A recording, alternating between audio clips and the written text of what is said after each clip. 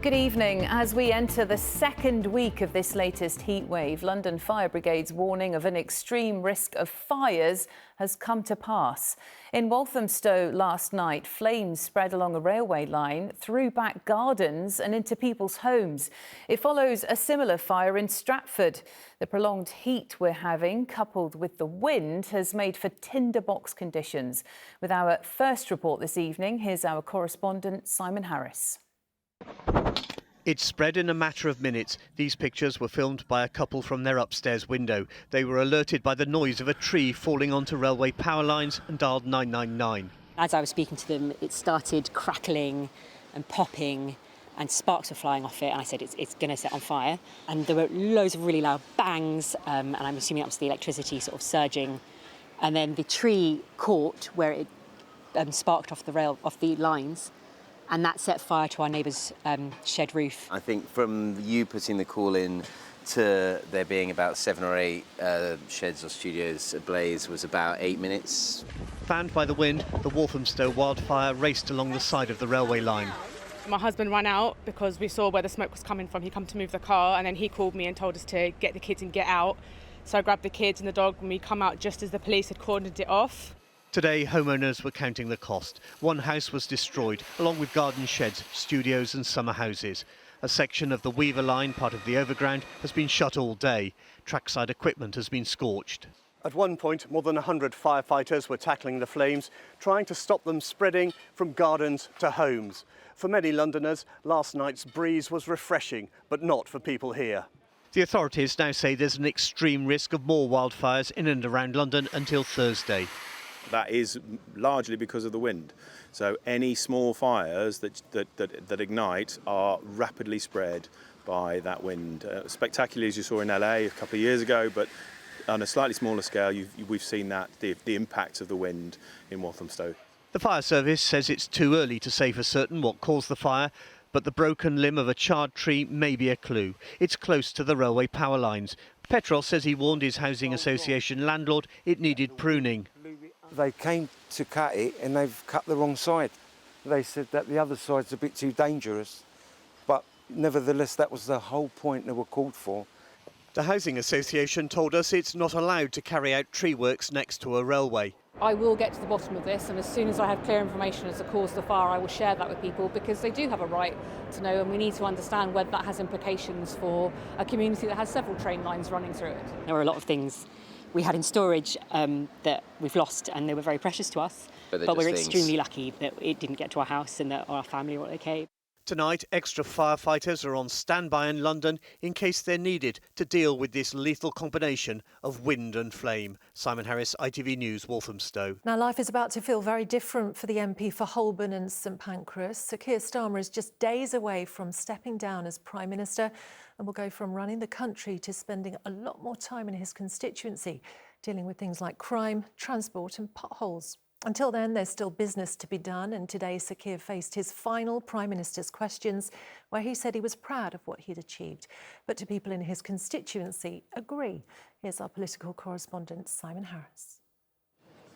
The clock is ticking in Downing Street, not just for kick-off, but for the end of Sir Keir Starmer's premiership. As he left for his final Prime Minister's questions, students in his Holborn and St Pancras constituency were settling down to watch. And it was clear from the start this was no ordinary PMQs. In addition to my duties in this House, I have an important appointment with the television at 8 o'clock this evening. The normal rules of engagement were set aside as Kemi Badenoch praised the Prime Minister's wife and children. As everyone here knows, our families make a huge sacrifice for our choice to enter public life.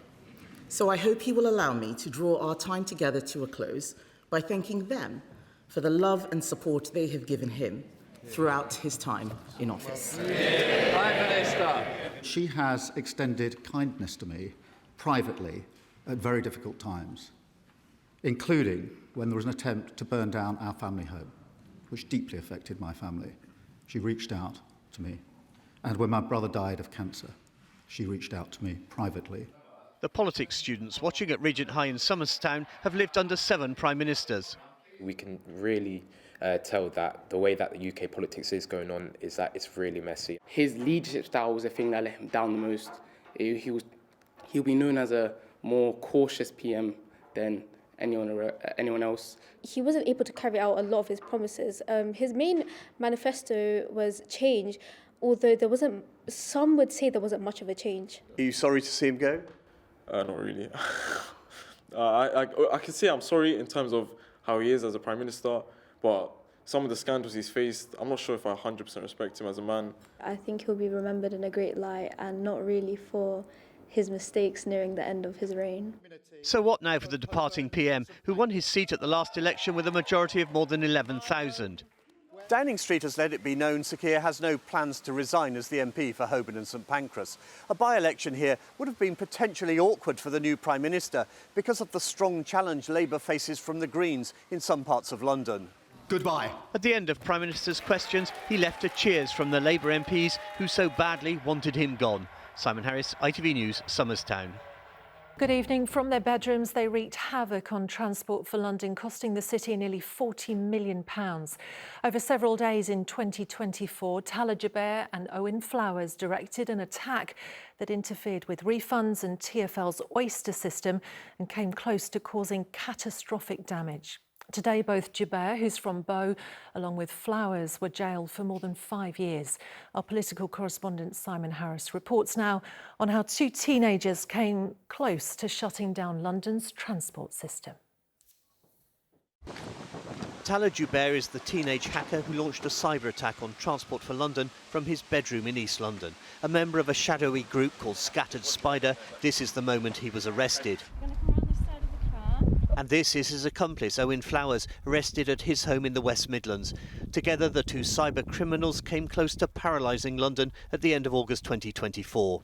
They had the means and the potential to bring London to a halt.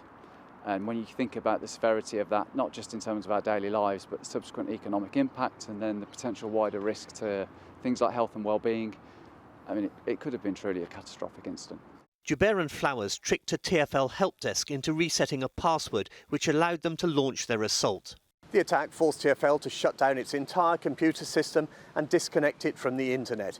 Every member of staff had to renew their password, and for months Londoners were unable to apply for concessionary Oyster cards or refunds. But it could have been worse.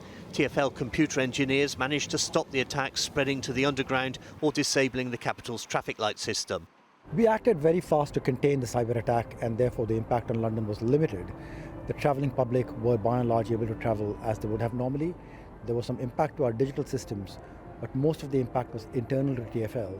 All put together, we estimate that the impact of the cyber attack was about £39 million to Transport for London. In his bedroom in Bow, Joubert hid his identity behind elaborate computer systems. But both he and Flowers made the mistake of using cryptocurrency to order takeaways, which gave away their addresses. Today at Woolwich Crown Court, Flowers was sentenced first to 5.5 years in prison. Then the judge gave the same sentence to Joubert. As with Flowers, I take into account your neurodiversity, full details of which I've been provided. But the level of mitigation must also be reduced, as it was for him, to reflect the fact that you knew full well that your activities were seriously criminal throughout. Kian was a victim of the hack. He was unable to get a student Oyster card and found himself out of pocket when he started at uni. When we wanted to go out with my friends, we would be thinking, oh, do we really want to pay, like, I don't know, an expensive tube fare when we don't have like the student Oyster card, and like I don't know, maybe it made people a little bit more hesitant to go out as much. The judge told Joubert and Flowers their attack on TfL was motivated by selfish bravado. Simon Harris, ITV News, Woolwich Crown Court. And we're actually going to bring Simon back in on a developing story that's come in late this afternoon. Sir Sadiq Khan is to become Lord Khan. He's been made a peer. Simon, this is the mayor's second honour in just over a year. He's racing through them, isn't he? There's been some speculation in recent months that he was about to be given a peerage, and as you say, it finally happened this afternoon. He is now going to become Lord Khan, one of a number of politicians recognised in Sir Keir Starmer's resignation honours list. Now, throughout the Prime Minister's leadership woes, the mayor has been adamant that he wasn't calling for Sir Keir Starmer to resign. It would seem that that loyalty has now been rewarded. And a spokesperson for the Mayor said he was honoured to be given a peerage, while a government source said Sadiq has been a brilliant mayor who has transformed London for the better, so this is thoroughly deserved. OK, so, Simon, it's happened before that politicians who aren't MPs are given peerages so that they can serve in the government. Do we think that this could happen in this case? A return to the Houses of Parliament, remember he was the MP for Tooting before he became mayor, would indeed open the way for him to become a government minister. Now, that's something I asked the mayor about a month ago on a trip to Tokyo, where I began by asking him if, first of all, if he's going to run again to be mayor in 2028.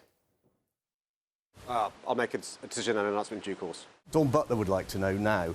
I think there's at least 24 people who want to be the mayor of London, as it should be. Would you like one day a job in government? I'm really proud, pleased and blessed to have the best job in the world. I've had a job in a Labour government. I've had a job in Parliament. I've also had a great job being a lawyer, running my own business. Being the mayor's the best. Not everyone is thrilled by the news. Susan Hall, who leads the Conservatives on the London Assembly, questioned where he'd find the time to sit in the Lords as well as run City Hall, saying he's doing a terrible job as mayor and this will just increase the list of things for him to fail at. OK, Simon, thank you.